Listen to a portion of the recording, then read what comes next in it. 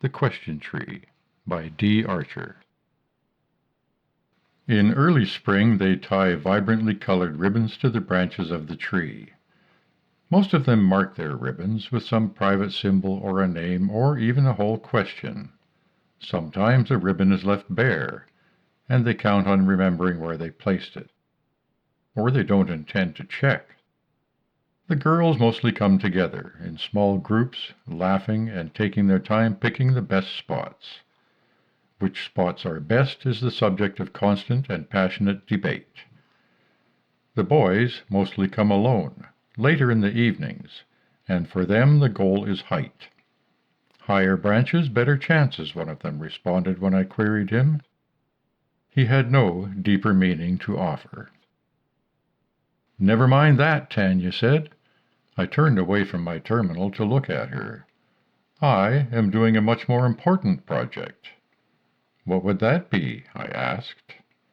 "I am teaching quantum mechanics to Bruno." I laughed. "Isn't this a little early? He's only 9. She waved a hand, dismissing my objection.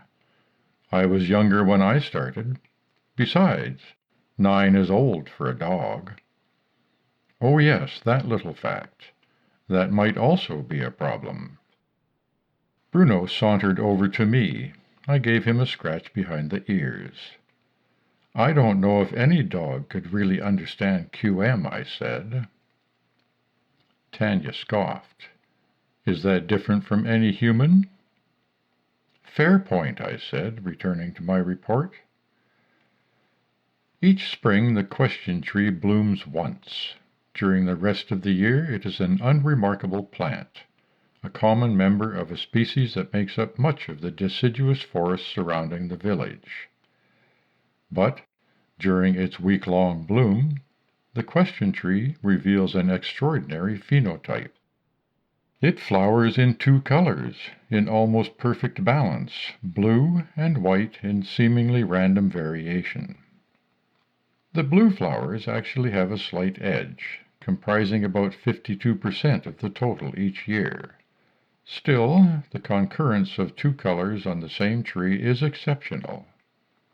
There are millions of the question tree species in the forest, and it alone blooms dichromatically.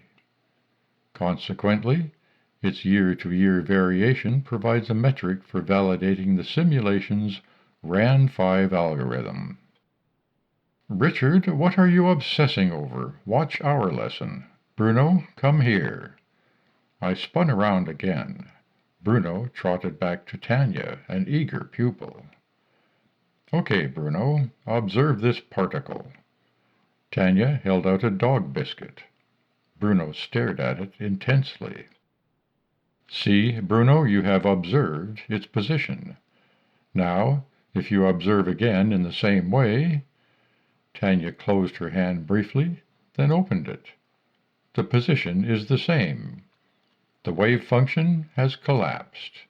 You may record this measurement." She gave Bruno his treat. He crunched it happily as Tanya continued. "Now, let us consider a system where position is unknown." Tanya held out both her hands, both closed. "What must we do?" Bruno considered for a moment, then lifted a paw to Tanya's left hand. She opened it. Empty. "Correct," she said. "We make another observation and detect nothing. But the particle must be somewhere, and so there is only one possibility left. The wave function has collapsed again." She opened her right hand, revealing another biscuit. "We can again record our measurement," she said, and tossed him his treat. I clapped. "Excellent lesson. He's learning quickly." "Yes, we've worked hard," Tanya said, walking over. She sat down and glanced at the terminal.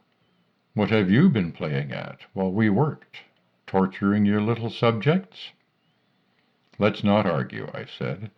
"The simulants don't suffer any more than real beings do, and the development," she interrupted, "of sapient species is a non-trivial feature of the universal life cycle." "I read your ethics statement, It's cruel, but okay, no argument. We sat silently for a while, and I let the simulation run. The years passed in rapid succession. The question tree bloomed and withered, bloomed and withered. "What's that?" Tanya asked, noticing it on the terminal. I paused the simulation. "An anomaly I'm using to track some parameters. It's a tree with two colors of flower, which appear in a different pattern every year. It's unlike any other of its kind. Some simulants have developed rituals around it. They call it the question tree." Bruno was rubbing against Tanya's leg, hoping for another lesson. She lifted him onto her lap. "Well, why?" "The flowers. They tie ribbons to the tree's branches before it blooms. The ribbons represent questions they're asking.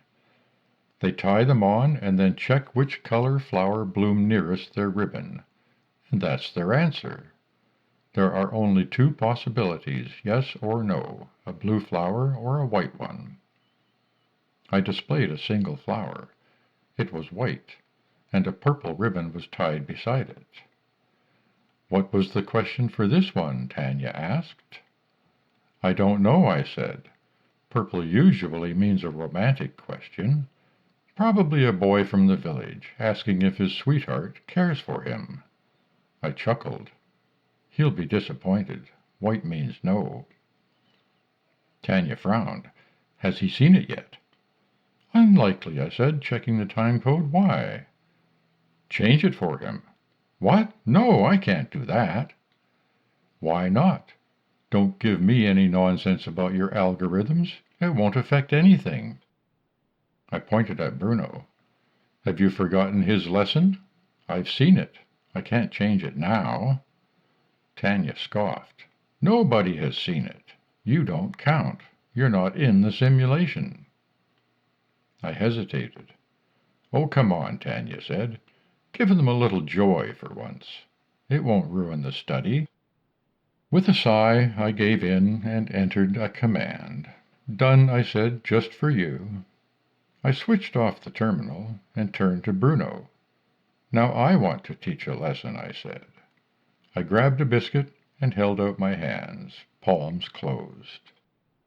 Bruno pawed at the left. I opened it and tossed him his well-deserved treat. "He's a genius," Tanya said.